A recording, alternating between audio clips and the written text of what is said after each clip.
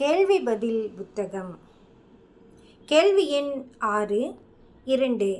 வருடம் 1909. ஆதாம், இரண்டாம் சோதனை ஏன் கொடுக்கப்படுகிறது? ஆதாம் ஒரு சோதனையை உடையவராயிருந்து தோல்வி அடைந்திருந்தால் அவருக்கு மற்றொரு சோதனை இருக்குமா? மற்றும் அப்படி இருந்தால் அது எதற்காக? அவர் முதலாம் சோதனையில் தோல்வி அடைந்தால் அவர் ஏன் உயிர்த்தெழுப்பப்பட வேண்டும்?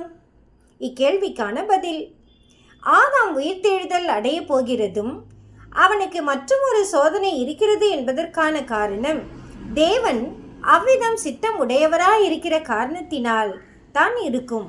மற்றும் இதுதான் மிகச்சிறந்த காரணமாக இருக்கிறது.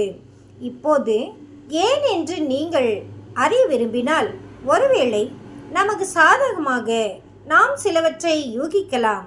ஆதாமுடைய சோதனை வெறும் சோதனையாக இருந்தாலும் தேவன் ஏற்பாடு செய்ய முடித்திருக்கிற மிகவும் சாதகமான நிலைமைகளின் கீழ் சில விஷயங்களில் ஆதாம் சோதனையை உடையவனாக இருக்கவில்லை என்பதால் தேவன் இவ்வாறு சித்தம் கொண்டிருப்பதற்கான காரணமாக இருக்கலாம் என்று நான் நினைக்கிறேன்.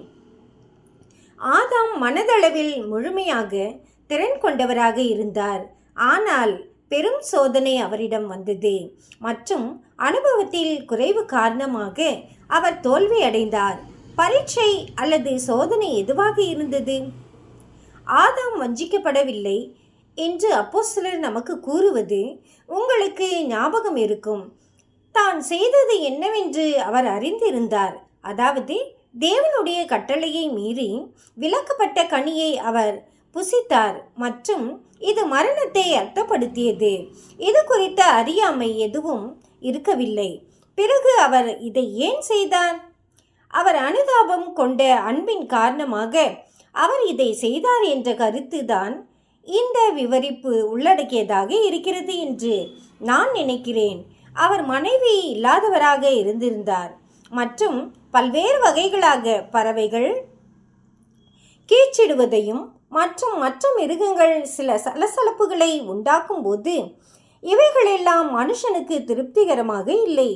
ஆகவே அவருடைய எலும்பில் எலும்புமாக, அவருடைய மாம்சத்தில் மாம்சமுமாக தேவன் அவருக்கு மனைவியை கொடுத்தார் மற்றும் அந்த இனிமையான தோழமையை அவர் அனுபவித்திருந்தார். மற்றும் அவள் கீழ்ப்படியாம் இருந்ததற்கு பின்பு தான் அவளை இழக்கப் போவதையும் மற்றும்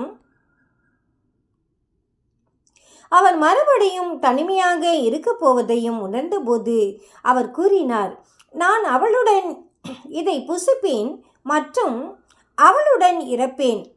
அவள் வெளியே சென்று பண்படுத்தப்படாத பூமியில் இருந்து மரித்தால் நான் அவ்விதம் மரிப்பேன். ஆகவே இது உண்மையில் முதல் மனுஷனுடைய பண்பின் மிகவும் உன்னதமான அம்சமாக இருந்தது. மற்றும் நீங்கள் பார்க்கலாம், அவருடைய சோதனையின் நிபந்தனை இதை மிகவும் கடுமையான சோதனை ஆக்கியது. இப்போது நமது பரலோக பிதா இந்த மாதிரி கூறுவதாக இருக்கும் என்று நான் நினைக்கிறேன்.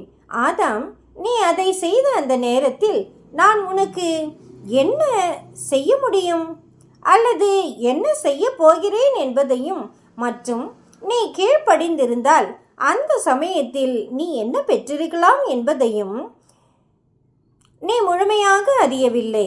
இப்பொழுது ஆதாம், நான் உன்னையும் மற்றும் உன் சந்ததி எல்லோரையும் மீட்கும் நோக்கத்தில் உள்ளேன்.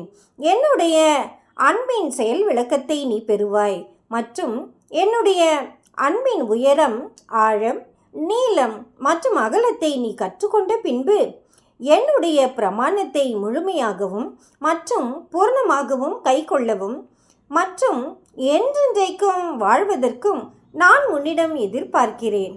ஆனால் நீ கீழ்ப்படியாவிட்டால் அப்போது நீ இரண்டாம் மரணத்தில் மரிப்பாய் மற்றும் சேர் பொருந்துதலுக்கு மற்றும் ஒரு வாய்ப்பு ஒருபோதும் இருக்காது. ஆமீன்.